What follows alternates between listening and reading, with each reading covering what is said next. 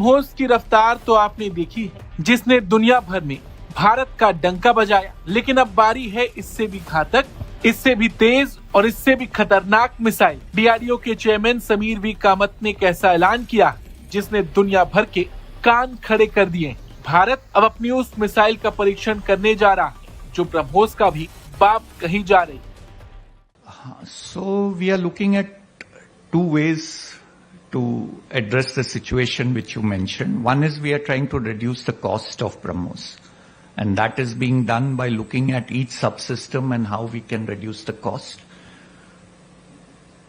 The second missile that we are looking at is a long-range anti-ship missile, which was the original role for the BrahMos. This is a fully indigenous missile which can fly faster than BrahMos.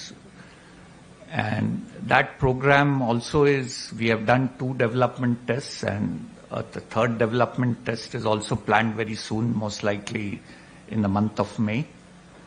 And once the development trials are over, we'll offer it to the users, and with their concurrence, we'll go through the user trials, and we hope to get it inducted in the next 2 to 3 years. And these are hypersonics? These are hypersonic. But they are glide, they are not powered. So initially they will be boosted with a booster, rocket motor, and then you will have.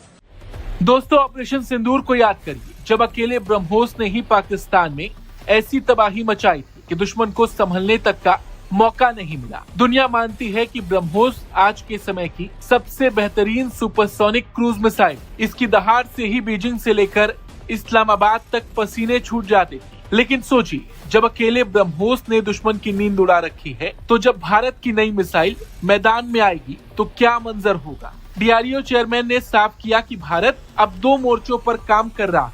पहला, ब्रह्मोस की कीमत को कम करना, ताकि हम इसे और ज्यादा मात्रा में तैनात कर सकें। डीआरडीओ चेयरमैन ने कहा कि इसके लिए हम हर एक सब सिस्टम को देख रहे हैं और ये समझ रहे हैं कि लागत कैसे घटाई जा सकती है। दूसरा, लंबी दूरी की एंटी शिप मिसाइल पर काम किया जा रहा है, जो मूल रूप से ब्रह्मोस की ही भूमिका थी। ये पूरी तरह स्वदेशी और ब्रह्मोस से भी तेज उड़ सकती है। इस प्रोग्राम के तहत 2 विकास परीक्षण हो चुका और तीसरा परीक्षण मई महीने में करने की योजना है। डीआरडीओ चेयरमैन ने कहा कि जब विकास परीक्षण पूरा हो जाएगा तो इसे पेश किया जाएगा और अगर सहमति बनी तो उसके बाद यूजर ट्रायल होंगे और उम्मीद है कि अगले 2-3 सालों में इसे सेवा में शामिल कर लिया जाएगा। यानी कि अगले 2 से 3 सालों में ये मिसाइल, जो ब्रह्मोस से ज्यादा ताकतवर होगी, ये सेना का हिस्सा बन जाएगी। डीआरडीओ का ये मिशन बताता है कि अब भारत रक्षा के मामले में किसी के पीछे नहीं खड़ा, बल्कि दुनिया को लीड कर रहा। ब्रह्मोस से भी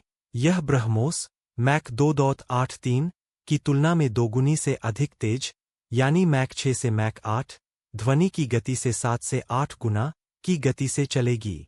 रेंज, इसकी मारक क्षमता लगभग 1000 से 1500 किलोमीटर तक हो सकती है, जो मौजूदा ब्रह्मोस से बहुत अधिक है। विशेषता, यह स्क्रैमजेट इंजन तकनीक का उपयोग करेगी और रडार की नज़र से बचने में सक्षम होगी। इसके परीक्षण 2027 से 2028 तक होने की उम्मीद है।